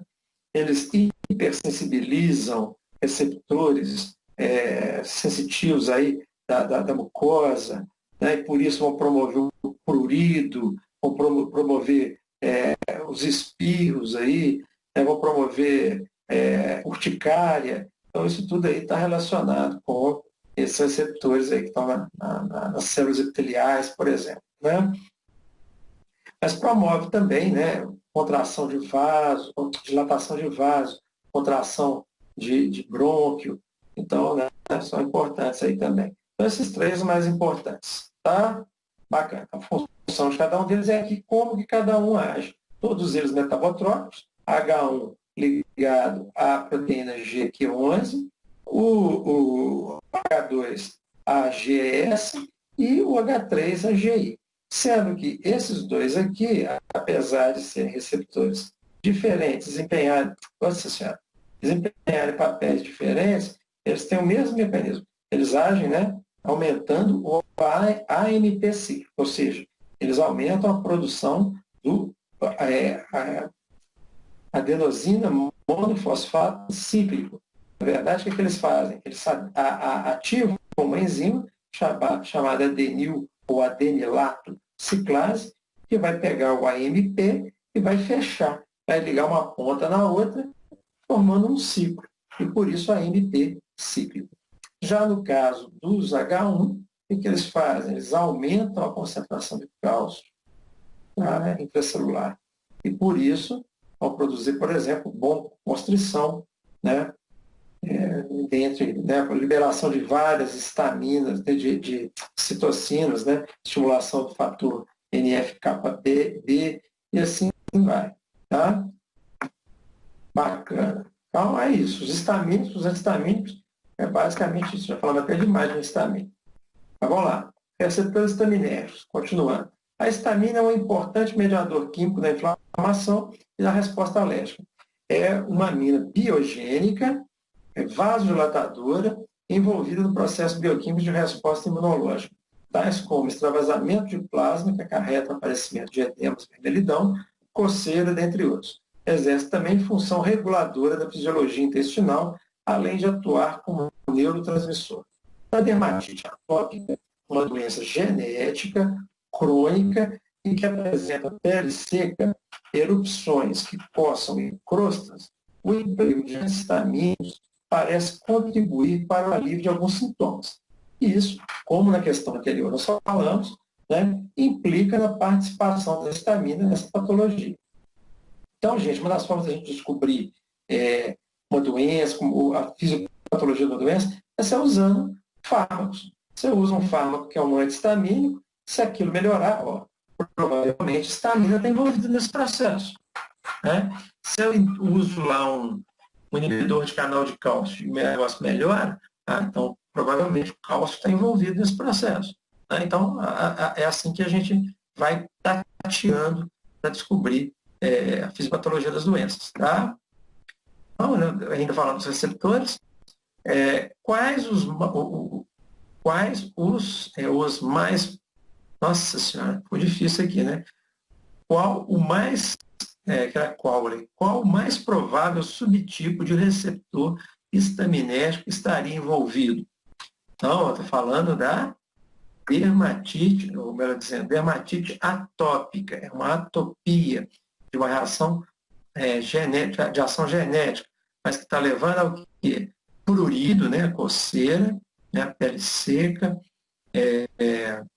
crostra, né? Então, bastante característica de quem? Quem é que está lá no tecido epitelial, na pele e tal, né? H1, H2 ou H3?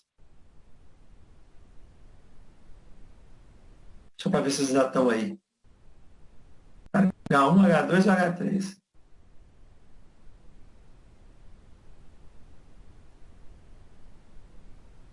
Quem arrisca?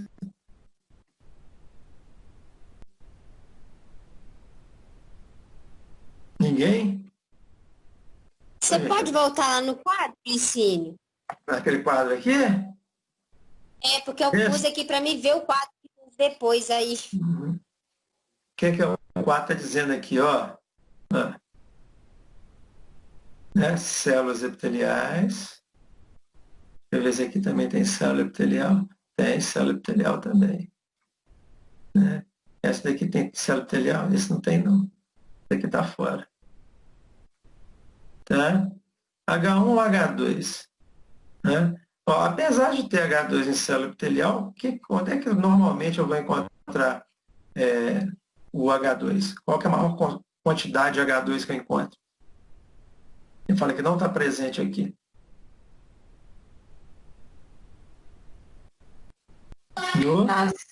No estômago, nas células parietais. Exatamente. Né? Então, nesse caso, na dermatite atópica, eu vou usar antihistamínicos H1. Né? Eu uso antihistamínicos daqueles, né? Dexclofeniramina, loratadina, desloratadina, né? aquela turma toda lá dos antihistamínicos. H1. Tá? Então, a pergunta é essa, qual que eu vou usar? Né? H1. Eu não uso ranitidina para dermatite atópica. Falou em coceira, normalmente, guardem isso na cabeça, falou em coceira, tem envolvimento de histamina, geralmente é H1. Tá? Falou em queimação de estômago, tem envolvimento de histamina, é H2. Falou em tonteira, enjoo, vertigem, geralmente é H3. Valeu? Beleza. Então, esse daqui é a primeira, né? Qual que tem? Justifique sua resposta detalhando o mecanismo do prurido, os mecanismos do prurido. Então, vocês lembram que a histamina, ela era uma substância que a gente disse que tinha várias funções. Dentre elas, ela era hiperalgésica. O que é hiperalgésica? Ela aumentava a sensibilidade dos nociceptores, ou seja, daqueles receptores de dor. Lembram disso? Que a gente falou lá mais atrás, quando falamos de dor e inflamação. Então, a mesma coisa ela faz com os outros receptores sensitivos ali da mucosa e tudo mais, né? Da pele, da epiderme. Né? Então, ela aumenta a sensibilidade. Isso faz com que haja um formigamento, aquela coceira que aparece. Tá? Então, é esse é o mecanismo. Então, é a ação, né, de hipersensibilização dos corpúsculos sensitivos, né, da epiderme. Beleza? Entendido? Posso passar? Vamos lá. Senão não vai dar tempo. Já quer dizer, nós já estamos comendo porque eu cheguei atrasado, né? Então, iniciei atrasado. Quentão, eu já chegando perto da junina, já estou pensando em quentão. Quentão. Beleza. Bloqueadores neuromusculares. Agora nós já mudamos de assunto. Né? A hipertermia maligna é uma elevação da temperatura do corpo potencialmente fatal, que normalmente resulta da resposta hipermetabólica, grifar as palavras que a gente não conhece aqui, né? Hipermetabólica, hipertermia maligna, tá? Ao uso concomitante você sabe o que é, né? Ao mesmo tempo, tá? De relaxante muscular, despolarizante, ó, vamos grifar, isso aqui nós vamos circular aqui, ó. Despolarizante e anestésico geral, inalante e volátil. Beleza. As manifestações podem incluir rigidez muscular, hipertermia, taquicardia, taquipneia, rabdomiólise, essa palavra aqui também é bacana. Vou marcar ela aqui. Ó. Rabdomiólise, acidose metabólica e respiratória. O diagnóstico é clínico, né? Pacientes em risco podem ser avaliados para verificar sua susceptibilidade. Os tratamentos mais prioritários são resfriamento rápido e medidas de suporte agressivas. A hipertermia maligna afeta cerca de 1 em 20 mil pessoas. 1 em 20 mil pessoas. A susceptibilidade é herdada, com hereditariedade autossômica dominante e penetração variável. Bacana. Então, aqui está dizendo, é uma doença genética, ela está relacionada com algum fator genético. Esse fator genético é autossômico, ou seja, não está ligado ao sexo, e é dominante. Então, basta um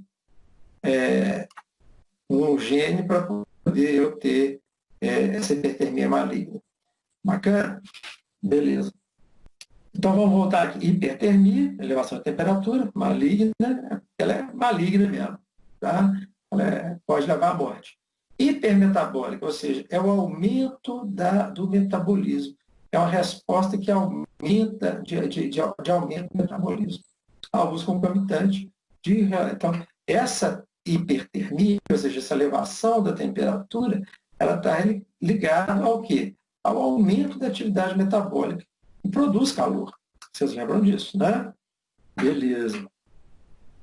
Outra coisa, rabdomiólise, ela também, característica da hipertermia maligna, é uma lesão, né? Vai havendo ruptura, lesão de fibra muscular, vai tendo perda de massa muscular, com elevação de nitrogênio não proteico no sangue, com sobrecarga renal, podendo levar, inclusive, à insuficiência renal. Então, é um quadro bem complicado também.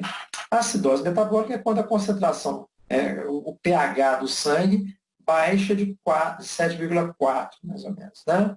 E também a respiratória. Né? Ou seja, vai haver diminuição da frequência respiratória. Por quê? Mas por que eu vou diminuir a frequência respiratória se eu estou aumentando a acidez? Não é o contrário? Se eu tenho uma acidez metabólica, a tendência é a respiração aumentar para poder ficar livre do CO2, não é? Quando você correu para poder pegar o ônibus lá, né? Quando você correu para pegar o ônibus, você chega no ônibus lá esbaforido. Então, você aumentou a frequência respiratória para quê? Para pôr para fora todo aquele CO2 que você formou na hora que você estava lá, toda glicose, quebrando glicose, todo o processo que você usou ali para poder produzir energia para chegar a alcançar aquele ônibus. Então, promoveu uma acidose pela produção de ácido. Então, CO2 indo para o sangue, vai formar ácido carbônico, então vai abaixar o pH, ou seja, aumentar a acidez, e depois, geralmente, é compensado pela via respiratória. Por que não é compensado na via respiratória agora? Porque ele usou o relaxante muscular despolarizante. ele não consegue mais contrair a musculatura do abdômen, o diafragma, a musculatura paravertebral, intercostal, para expandir a caixa torácica dele e respirar. Então, eu vou diminuir a frequência respiratória porque eu não estou conseguindo respirar. I can't breathe, como disse lá o George Floyd, né? Entendido? Bacana. Então, está pedindo aqui, descreva o mecanismo de ação dos relaxantes musculares despolarizantes. Qual o provável mecanismo que leva à hipertermia maligna? Beleza. Tem hora que eu faço umas questões meio desafiantes para vocês mesmos. Então, o primeiro aqui é relativamente fácil. Quem foi lá nos slides, quem viu a aula, quem consultou no livro ou no Google, descobriu lá que esse processo aqui ele tem duas etapas, né? Nos não despolarizantes ou competitivos, o que acontece? Eu tenho lá o meu receptor, né? Deixa eu ver se eu consigo fazer um desenhozinho mínimo aqui, né? Então, eu tenho meu receptor lá, eu tenho uma unidade alfa, uma unidade beta, outra unidade beta, uma unidade gama, outra unidade alfa e outra unidade delta. Então, esse canal está aqui na membrana plasmática. Aqui no meio, então, vai se formar um orifício e, se o canal estiver aberto, né, vai permitir o influxo de sódio. Né? Então, o sódio vai entrar para despolarizar. Beleza. O que acontece? Eu tenho duas possibilidades para esses relaxantes musculares aqui, né? Um deles é os relaxantes musculares não despolarizantes. O que eles fazem? Um detalhe que eu esqueci de falar, né? Para abrir aqui esse canal, né? Eu vou dizer que esse e esse daqui são os meus receptores alfa, tá? Então, eu tenho que os dois estarem ligados com acetilcolina. Ok? Horrível, mas vocês estão entendendo, né? Então, acetilcolina. Tem que estar ligado nos dois. Beleza? Então, esses fármacos que os não despolarizantes, né, o que eles vão fazer? Eles vão competir pela ligação com esse sítio de recepção aqui, né? Então, se eles bloquearem um ou os dois aqui, eu já não vou ter a abertura do canal, não vai entrar sódio, não vai ter despolarização, e a musculatura relaxa e pronto. Mas o relaxante muscular despolarizante, ele faz justamente o contrário. Ele se liga no lugar da acetilcolina, assim como o não despolarizante. Só que ao invés, vamos prestar atenção então, os não despolarizantes, eles são antagonistas, tá? da acetilcolina. Ao passo que os despolarizantes, eles agem como agonistas.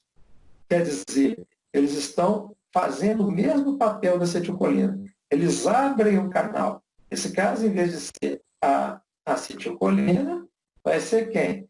Vão ser os relaxantes musculares despolarizantes.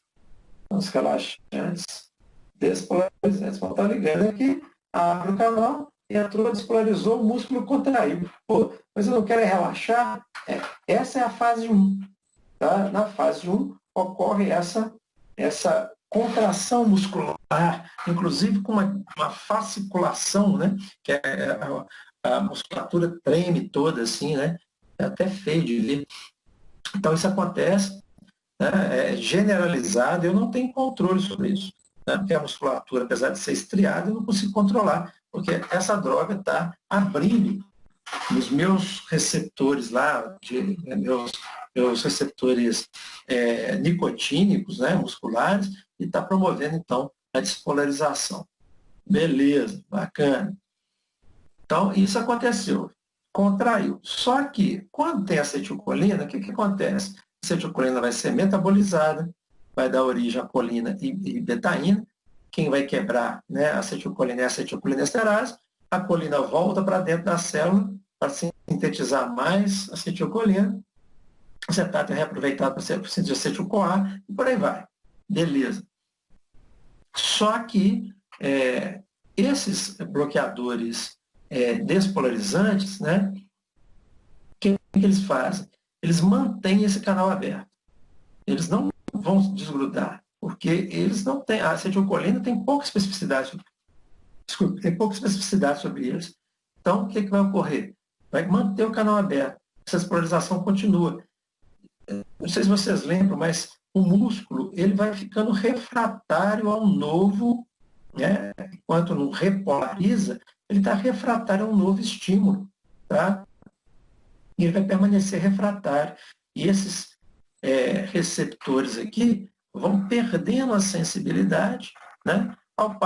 E na medida que o tempo vai passando, eles, né, o músculo relaxa, porque já quebrou a ATP, a ADP lá, voltou, não tem mais como manter a concentração de cálcio alta no citoplasma da célula lá para ligação com os filamentos de actina.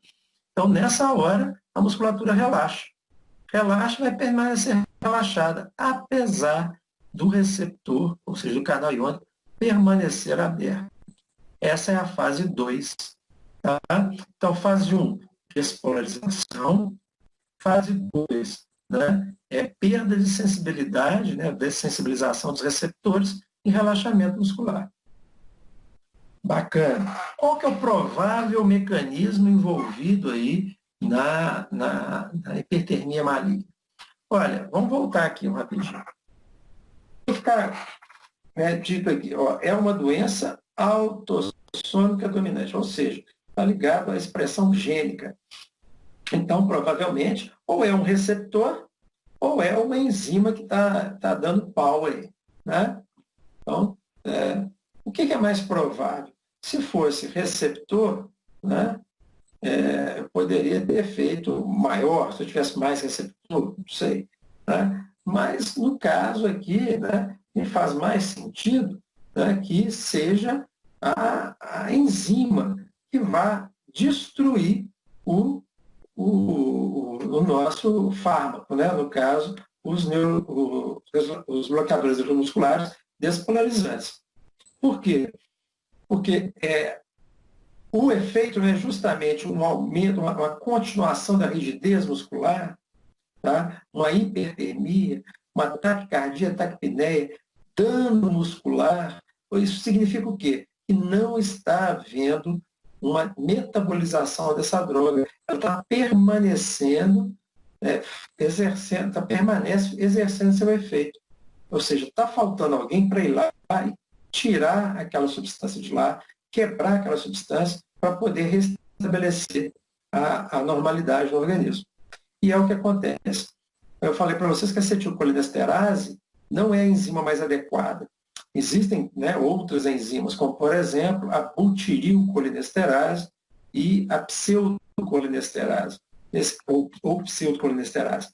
Nesse caso, o mecanismo que leva à hipertermia maligna é justamente esse. Né? Eu tenho, então, indivíduos que são geneticamente propensos, né?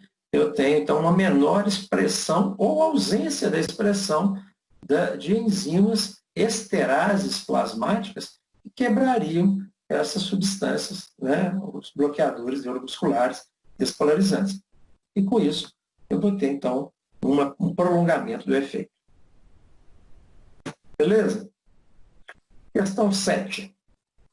Aqui eu já vou falar de outro grupo, né, de bloqueadores neuromusculares, que são os não despolarizantes. Então, aqui está dizendo lá, na canção Curare, composta por Bororo e eternizado na voz de Orlando Silva, vocês não devem fazer nem ideia de quem são esses caras, né? A primeira estrofe diz: você tem boniteza, e a natureza foi que agiu como esse zóio de Índia, Curare no corpo, que é bem Brasil. Né? Então, o Curare é um bloqueador neuromuscular, né, interferindo na sinalização química e na junção neuromuscular. Quanto ao Curare, qual o mecanismo de ação? Bom, eu acho que eu já expliquei, né? O mecanismo de ação dos competitivos. O Curare é um bloqueador neuromuscular competitivo, ou seja, ele é um antagonista da acetilcolina. Ele vai impedir que a acetilcolina se ligue e, consequentemente, levando a um relaxamento muscular. Beleza? Qual o sentido que o autor da canção quis... Agora extrapolei, né? Pedi para vocês fazerem interpretação de texto, né? Qual o sentido que o autor da canção quis dar ao uso do curare na letra? Vamos só voltar na letra lá, né? Ela fala assim, o zóio de Índia, curare no corpo que é bem Brasil. Bom, curare, o que ele fala? O que ele era, né? Ele era um veneno, né? Era um veneno usado na flecha dos índios. Por isso que ele fala lá do zóio de Índia, né? Então, o que o curare produzia, né? Quando os índios iam caçar, eles atiravam a flecha, se não matasse na hora, eles paralisavam a sua vítima, né? E ela morria asfixiada. Então, está dizendo que a mulher tem tanta boniteza, né, no corpo, lá, tanta boniteza da Índia, que ela paralisa, né? Ela pode provocar até a morte, por asfixia, para você não conseguir respirar, né? Então, está até bem bolada essa questão, gostei dela. Não fui eu que fiz, não, tá? Essa daí eu só adaptei do FSJ, né, São João. Beleza? Entenderam aqui? Questão 8. Antiespasmódicos. Então, uma jovem de 18 anos apresenta-se à consulta com queixas de cólica menstrual de forte intensidade, que a impossibilita de realizar suas atividades normais. Os sintomas iniciaram logo após a menarca, ou seja, a primeira menstruação, e são acompanhados de náusea e cefaleia. O exame físico e ginecológico são normais. Feito o diagnóstico de dismenorreia primária, dismenorreia é a cólica menstrual, tá? Qual a opção mais apropriada para o tratamento inicial? Justifique. Aqui eu nem coloquei nada para... O título já está dizendo, né? Eu já respondo. Por que a melhor coisa a ser usada nesse caso? O que é a cólica menstrual? Lembrando, a musculatura uterina, ela é uma musculatura lisa. Musculatura lisa e controlada pelo sistema nervoso autônomo. No sistema nervoso autônomo, a contração de musculatura lisa está relacionada diretamente com o sistema nervoso autônomo parasimpático, ou seja, liberação de acetilcolina. A acetilcolina, nesse caso, ela pode ligar, né? Vocês lembram? Quando eu falo do somático, do sistema nervoso somático, eu falo, então, dos receptores nicotínicos, né, da placa mioneural. Agora, quando eu estou falando de musculatura lisa, o receptor é outro. No caso da musculatura lisa, o receptor é o receptor muscarínico.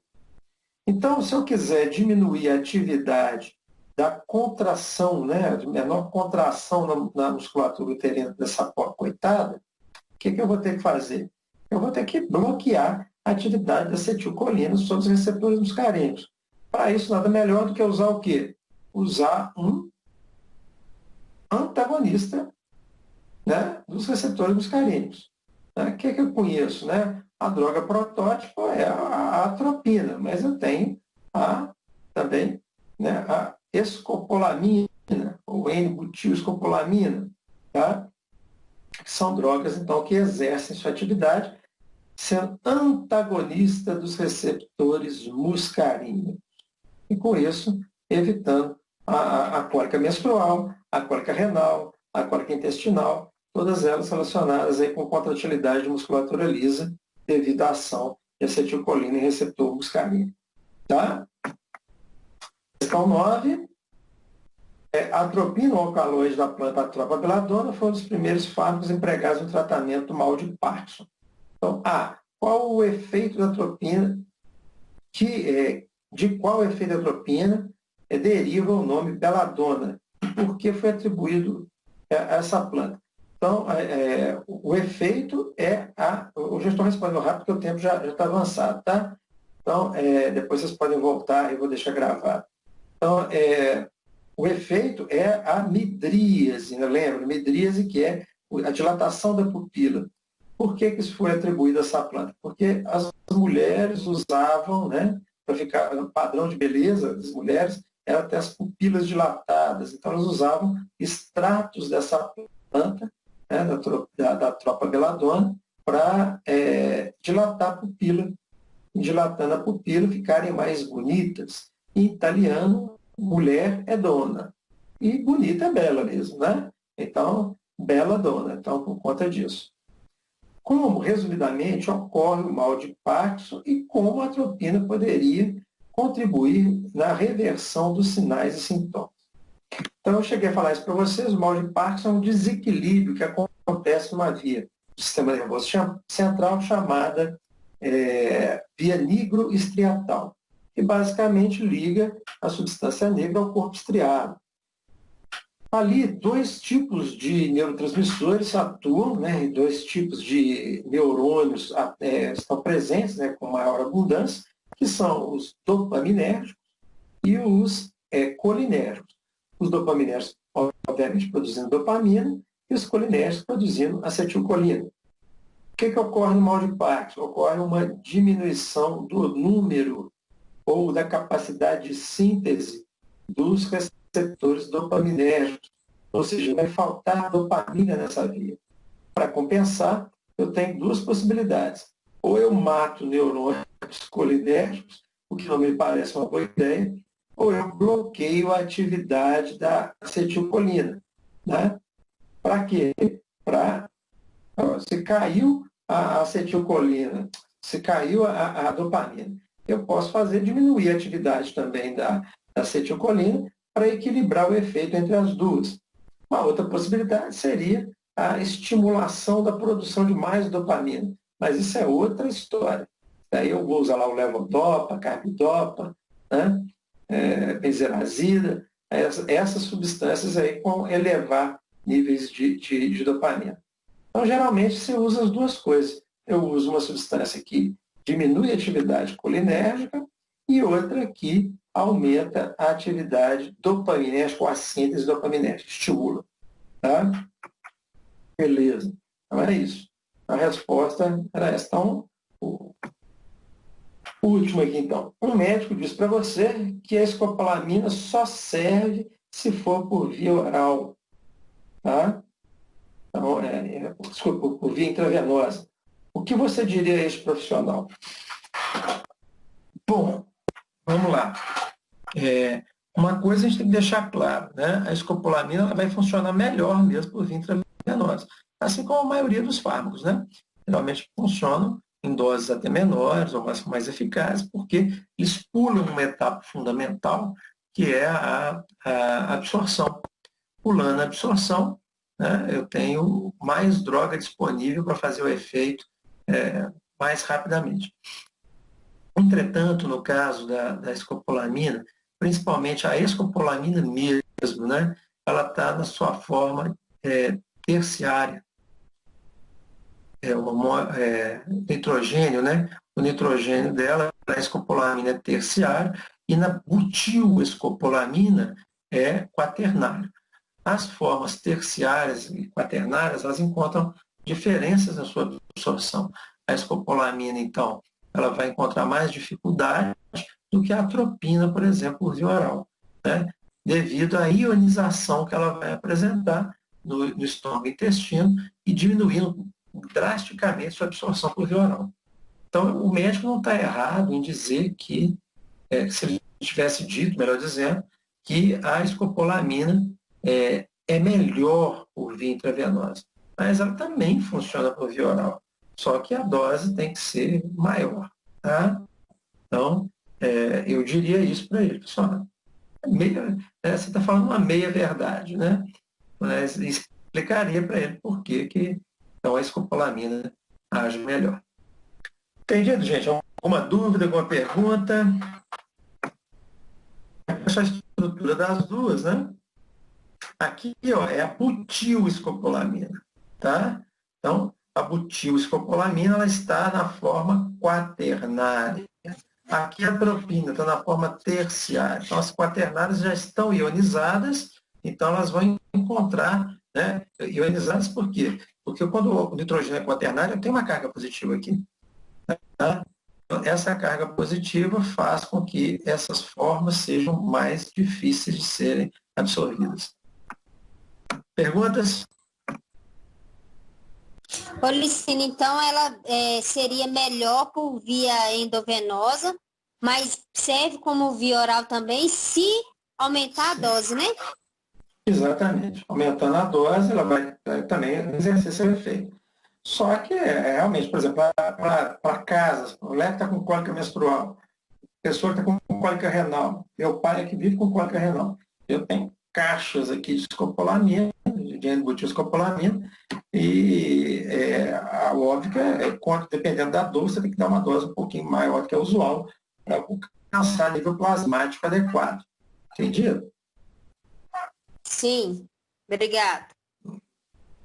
E nesse caso, gente, apesar da estabilidade da N-butilscopolamina ser maior, a escopolamina, que não é a forma com o grupo butil, só voltar aqui a imagem, aqui, ó, estão vendo? Aqui, ó, tem um, dois, três, quatro, o grupo butil está aqui, tá?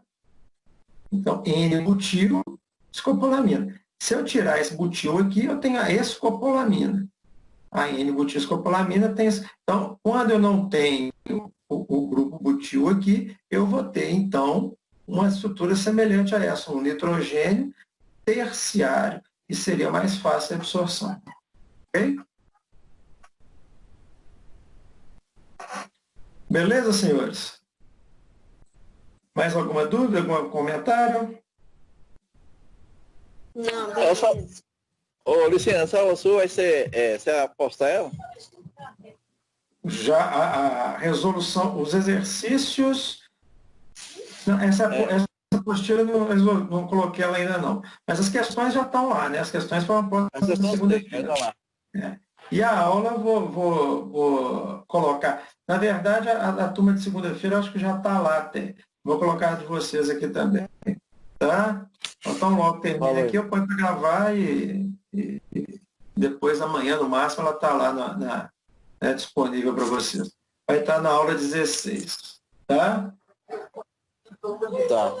Semana que vem, então, por favor, eu vou tentar chegar mais cedo para poder evitar de dar essa zebra, mas vocês também tentem conectar mais cedo para a gente não ter problema lá com o Socrative.